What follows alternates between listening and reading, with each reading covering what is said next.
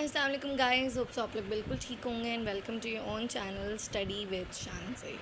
सो respiratory disorders आज हमने करने हैं क्लास 10th की बायोलॉजी का यूनिट नंबर 1 गैसेस एक्सचेंज हम पढ़े थे।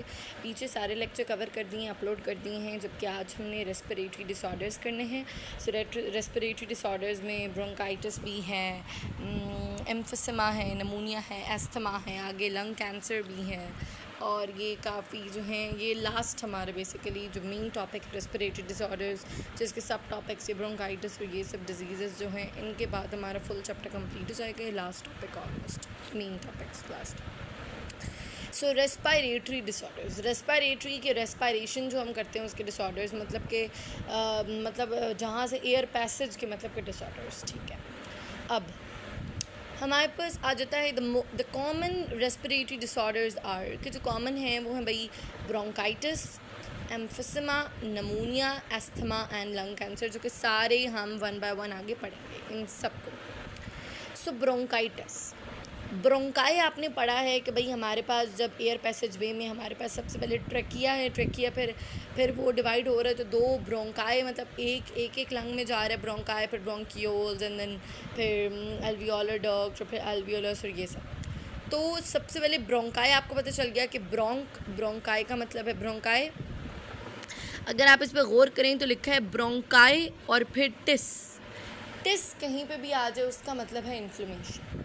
अब जिस तरह हम आगे पढ़ेंगे आर्थराइटिस, गाउटी आर्थराइटिस, तो आर्थराइटस या ओस्टियो आर्थराइटिस, बोन का इन्फ्लेमेशन, बोन का दर्द, तो टिस जहाँ पे भी आ जाए इसका मतलब है कि भाई इन्फ्लेमेशन की बात हो रही है। ठीक है, now bronchitis is the inflammation of the lining of the air passages। like bronchitis जो है वो inflammation है lining, मतलब कि जो air passage के अंदर जो हैं linings जो कि line करती हैं air passage को, lining of the air passages। like bronchitis ये नहीं है कि सिर्फ bronchi की inflammation हो सकती है, like trachea की हो सकती है क्योंकि वही फिर bronchi बन रहा है, bronchi की हो सकती है और bronchi फिर आगे जाके डिवाइड हो रहा है bronchioles में, उससे छोटे तो bronchioles की भी हो सकती है। तो basically bronchitis is the inflammation of lining of the air passages। कौन सी है लाइनिंग? लाइक ट्रेकिया जो कि अंदर एयर पैसेज को लाइन करती हैं, जिनसे एयर पैसेज मिलके बना है। So like trachea, bronchi and bronchioles. Okay, symptoms हर किसी का हम पढ़ेंगे, कॉज पढ़ेंगे और ट्रीटमेंट पढ़ेंगे। तो symptom is basically one of the symptom is the secretion of excess of mucus from the goblet cells in response to the irritation. एक सिम्टम तो ये है बहुत ज़्यादा म्यूकस सिक्रीट होगा। हमने पढ़ा था कि भाई हमारे पास एयर पैसेज वे में ही कि भाई हमारे पास सीलिया लगा है, लाइक ये नर्व सेल्स हैं, नर्व सेल्स नहीं बेसिकली जो कि म्यूकस सेक्रीट करते हैं, गॉबलेट सेल्स जिनको हम कहते हैं, तो वो हैं। तो इधर हमें बोल रहे हैं कि एक सिम्टम ये होगा कि बहुत ज़्यादा म्यूकस सेक्रीट होगा, मतलब कि फ्लू हो जाएगा बेसिकली। सही से बात है, म्यूकस या तो स्वेलो कर दिया जाता है या तो स्पिट आउट कर दिया जाता है, तो बाहर निकाल दिया जाता है या हम अंदर कर जाते हैं हलक से। So symptom is one of the symptoms is the secretion of excess of mucus from the goblet cells in response to irritation, जिसकी वजह से irritation होती है। irritation की वजह से the main symptom is cough, लेकिन खांसी बहुत आएगी। ठीक है, which occurs repeatedly, coughing and breathlessness increases as the disease progresses। तो बेसिकली मैं बोल रहे हैं कि एक सिम्टम तो ये है कि भाई secretion of excess of mucus from the goblet cells in response to the irritation. दूसरा है भाई कफ होगी, खांसी होगी जो कि बार बार होगी। कफिंग और ब्रेथलेसनेस मतलब कि सांस की कमी क्यों आएगी? क्योंकि ब्रोंकाइटिस या ट्रकिया कोई भी चीज़ इन्फ्लेम्ड हो गई है तो वो जगह तंग हो गई है, जिसकी वजह से हवा को इतनी स्पेस नहीं मिल रही है, जिसकी वजह से सांस घुटेगा, लाइक वो ब्रेथलेसनेस होगी। जिस तरह नॉर्मल ब्रोंकाई ये है, एक्यूट ब्रोंकाई जो इन्फ्लेमेशन से ये हो जाता है, तो एरिया कम हो गया है तो इस वजह से सांस लेने में प्रॉब्लम होगी। So coughing and breathlessness increases as the disease progress. जो ही डिजीज़ बढ़ता क्रॉनिक की तरफ चला जाता है तो ये चीज़ें आप देखते हैं कि भाई हमारे पास सांस लेने में बहुत ज़्यादा दुश्वारी होनी शुरू हो जाती है और बहुत ज़्यादा खांसी। इसीलिए बोल रहे हैं कि ब्रोंकाइटिस एक्यूट भी हो सकता है, क्रॉनिक भी। आप कॉज की तरफ बढ़ने से पहले एक्यूट ब्रोंकाइटिस और क्रॉनिक को एक साथ देख लेते हैं। सिंपल सी बात है कि भाई एक्यूट ब्रोंकाइटिस जो है वो शॉर्ट टर्म होता है। एक्यूट जिस तरह बुखार, एक्यूट फ्लू होता है, खुद ही चल जाता है। Acute bronchitis short term bronchitis inflammation of the bronchi of the lungs. और क्रॉनिक जो है वो बहुत लॉन्ग टर्म इन्फ्लेमेशन होती है और इरिटेशन हो जाती है ब्रोंकाई की, जिसकी वजह से मेडिकेशन लगी। जबकि फ्लू जिस तरह हमारे पास एक्यूट है जो कि खुद ही ख़त्म हो जाता है, तो वो बेसिकली उसके लिए हमें मेडिकेशन की ज़रूरत नहीं होती है। अगर किसी को फ्लू है तो वो अगले दिन उसको ख़त्म हो जाता है, 2-3 दिनों तक वो कवर कर जाता है। इसी तरीके से एक्यूट भी हो सकता है, क्रॉनिक भी हो सकता है। कॉज, वजह क्या है basically? Acute bronchitis usually lasts अ फ्यू डेज़। कि एक्यूट है तो वो शॉर्ट टर्म है, फ्यू डेज़ के लिए दिखा है ना, फ्यू डेज़। और जो हमारे पास क्रॉनिक है वो लॉन्ग टाइम के लिए। अब acute bronchitis usually last a few days, कुछ दिनों तक होगा only, and it is a side effect of viral infections like side effect of viral infections की वजह से हुआ है, लाइक फ्लू, क्योंकि म्यूकस भी ज़्यादा सेक्रीट हो रहे हैं, लाइक इसकी तरह एक्यूट होता है, जल्दी ख़त्म हो जाता है, लाइक फ्लू की तरह। जबकि chronic bronchitis is most commonly caused by smoking. Chronic long term जो है वो स्मोकिंग की वजह से हो सकता है, and to a lesser extent by air pollution. और एयर पोल्यूशन, ऐसे एरिया में बंदा रह रहा हो कि जहाँ पे बहुत ज़्यादा पोल्यूशन हो, तो एयर पोल्यूशन से ज़्यादा जब उसका इंटरेक्शन हो, उसको भी हो सकता है क्रॉनिक ब्रोंकाइटिस।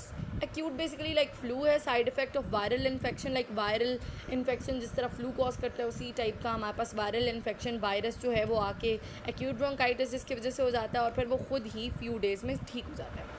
जबकि क्रॉनिक ब्रोंकाइटिस ज़्यादातर स्मोकिंग की वजह से होता है, या बहुत ज़्यादा जब एयर पोल्यूशन से इंटरेक्शन हो तब। अब it may last for months, जिस तरह हमने ऊपर लिखा कि acute bronchitis usually last a few days, जबकि chronic bronchitis it may last for months तक चला जाएगा, जबकि वो कुछ दिनों में ही चला जाएगा। एक्यूट एंड क्रॉनिक बिकॉज नाम ही बता रहा है। The sensation of breathlessness occurs due to the reduced gases exchange. अब ऊपर हमने पढ़ा था सिम्टम में कि भाई ब्रेथलेसनेस इंक्रीज़ होगी एज द डिजीज़ प्रोग्रेस, के जो ही डिजीज़ बढ़ता चला जाएगा। सो सेंसेशन ब्रेथलेसनेस की क्यों कम हो रही है? Because due to the reduced gases exchange, gases exchange कम हो गया, मतलब क्योंकि स्पेस कम हो गई है इन्फ्लेमेशन की वजह से, एरिया कम हो गया है जहाँ से पहले गैसेस ज़्यादा गुजर रही थी, कितना ज़्यादा, और इसमें फिर ये जो साइड पे एक लेयर एक और बन गई है, तो इसलिए एरिया कम हो गया, तो गैसेस एक्सचेंज भी कम हो गई है due to reduced gases exchange. Now treatment, so the infection will generally go away on its own with 1 week. पहली बात तो कि एक्यूट होगा तो 1 वीक में ही चला जाएगा। अलबत्ता अगर 1 वीक में नहीं जाता, पहली बात है 1 वीक से पहले usually last a few days, कुछ दिनों में ही 3-4 दिनों तक चला जाएगा। लेकिन अगर नहीं जा रहा तो मे बी आपका क्रॉनिक हो। सो इस वजह से one should take the following steps for some relief, कि किसी भी, बेशक आपका एक्यूट हो, कोई भी चीज़ हो, आपने कोई ना कोई प्रिवेंशन करनी होती है, किसी चीज़ से बचना होता है, कोई चीज़ अपनानी होती है, तो उससे काफ़ी बेहतरी आ जाती है। सो आपको क्या करना है? One should take the following steps for some relief. पहला, do not smoke, because chronic bronchitis is because of smoking mainly, ठीक है।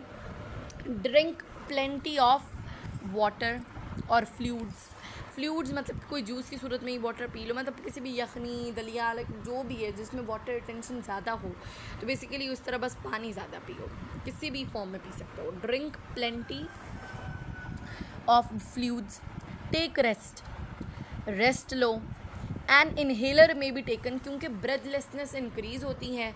ये हमने पढ़ा है कि भाई हमारे पास सिम्टम्स में बोल रहे हैं ब्रेथलेसनेस इंक्रीज़ होती है, और कॉज में बता रहे हैं कि भाई गैसेस एक्सचेंज क्योंकि रिड्यूस हो जाता है इस वजह से। सो इन्हेलर, जिससे आप इन्हेल कर सकें, अगर आपको ज़्यादा सांस की प्रॉब्लम हो रही है, क्रॉनिक किस्म का ब्रोंकाइटिस हो गया, तो इन्हेलर में भी टेकन अगर कहीं पे जा रहे हैं या जो भी। If your doctor thinks that you have a secondary bacterial infection, कि अगर आपका डॉक्टर को लगता है कि आपको सेकेंडरी बैक्टीरियल इन्फेक्शन है, तो एंटीबायोटिक्स वो प्रेस्क्राइब कर सकते हैं। सो बेसिकली सिम्टम्स क्या हैं कि पहली बात है इन्फेक्शन खुद ही चला जाएगा 1 हफ़्ते में, अगर नहीं जाता 1 हफ़्ते में, या अगर चला भी जाए तो अगर मतलब कि अगर अभी 1 हफ़्ता हुआ भी नहीं है, बस आपको जब पता चले कि आपको ब्रोंकाइटिस हो गया, बेशक वो एक्यूट हो क्रॉनिक हो, वो पता चल जाएगा कि वो अगर 1 हफ़्ते में चला गया तो एक्यूट ही होगा, और लेकिन अगर क्रॉनिक हुआ तो फिर तो आपको मंथ में चला जाएगा, देर तक जाएगा। सो आप लोगों ने बस क्या करना है, प्रिवेंशंस कुछ इख्तियार कर लेनी है। आपने स्मोकिंग छोड़ देनी है अगर करते हैं, पहली बात है स्मोकिंग करेंगे तभी ज़्यादातर होगा, वैसे वायरल वायरल इन्फेक्शन की वजह से खुद ही 1-2 दिनों में ठीक हो जाएगा। ड्रिंक प्लेंटी ऑफ फ्लूइड्स, उसके बाद टेक रेस्ट, लाइक बहुत ज़्यादा लाइक रेस्ट लें, इनहेलर में भी टेकन। और अगर डॉक्टर आपको लगता है, डॉक्टर से चेक कराएं, अगर आपको नहीं जा रहा तो अगर डॉक्टर को पता चल रहा है कि भाई सेकेंडरी बैक्टीरियल इन्फेक्शन है तो एंटीबायोटिक्स में भी वो आपको दे दे। सो आज के लिए यहीं तक था। ब्रोंकाइटिस हमने इस लेक्चर में कवर कर लिया है। नेक्स्ट हम करेंगे एम्फिसमा, नमूनिया, अस्थमा, इसी तरह फिर ग्रेजुअली आहिस्ता आहिस्ता हम लोग नेक्स्ट तक करते रहेंगे और चैप्टर को कंप्लीट करा देंगे। केमिस्ट्री को तो हम ऑलरेडी चैप्टर कंप्लीट कर चुके हैं। सो तब तक के लिए अल्लाह हाफ़िज़।